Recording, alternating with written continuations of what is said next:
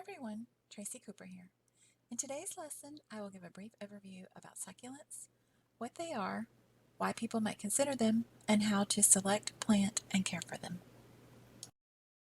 Succulent plants are defined as having fleshy tissues that conserve moisture. Succulents are a group of plants that store water in their leaves. They are available in a wide variety of shapes, colors, and sizes. There are a host of types and species, but generally speaking, they all have similar watering and light requirements. Plants have been around since the Neolithic or New Stone Age. The popularity of houseplants has waxed, anyone remember the 70s? And waned over the years, but popularity was trending upward again in 2018-2019. Then enter 2020 and a global pandemic. We all began spending more time at home and were looking for ways to make our spaces more cozy, comfortable, and just downright more livable. Spending more time inside meant bringing the outdoors in, hence a houseplant explosion. Succulents are a beautiful way to brighten up your home. So, if you're ready to join the houseplant movement and add succulents to your home, let's talk about how to get started. First, think about your living area and where you might find space to bring the outdoors in. Consider that most succulents will need about 6 hours of light per day. It doesn't have to always be in direct sunlight. Next, time to gather your materials. Head to your local nursery and check out the selection of succulents and pots. Choose what speaks to you. Be creative.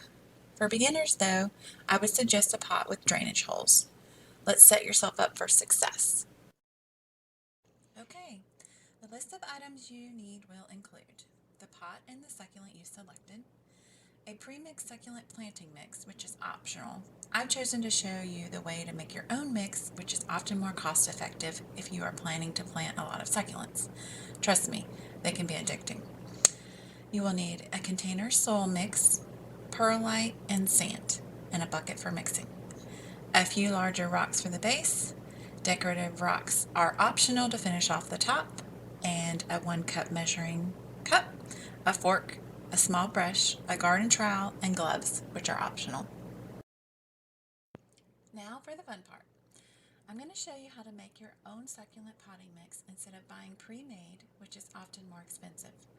I've pre-measured equal parts, 1 cup each, of the container mixed soil, the perlite, and the sand. Mix them together well. This gives you well-draining soil.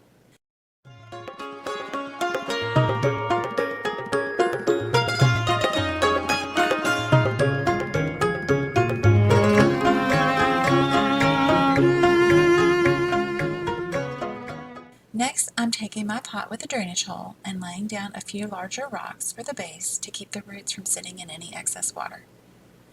Add your potting mix.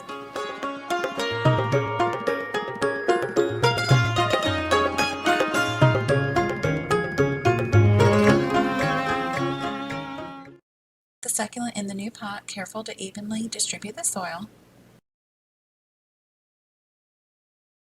This next step is optional, but I've chosen to top off the soil with a layer of decorative rocks.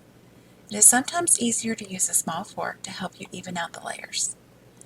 Some succulents can be fragile, so I keep a small, soft brush handy to remove any soil that remains on the petals. Finally, for watering, I remove the drain plug and thoroughly soak the succulent, letting all excess water drain out before replacing the plug. Most succulents are typically drought tolerant and used to dry, arid climates. They usually like to completely dry out before getting a thorough soaking. I try to mimic what might happen in their natural climate. Final tip: follow the nursery directions for your specific succulent for light, watering, and fertilizing requirements. Here is the succulent I just planted in its new happy home.